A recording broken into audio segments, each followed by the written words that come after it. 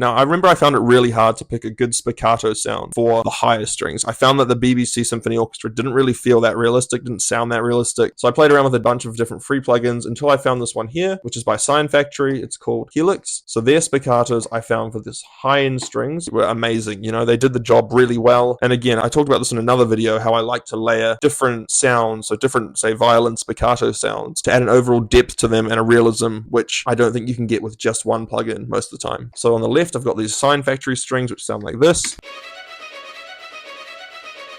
And then on the right, I've used a plugin called Nucleus, and I've added a bit of vintage verb again, because I think this is quite a dry sound to make it sound like it's in the same space as the BBC Symphony strings and the Sign Factory strings. So that sounds like... So this one's a lot more reverby. It's got longer tails on the end. In the context of the piece, I think it works quite well. It just adds a different element, again, to the overall string sound compared to just having the same plugin layered.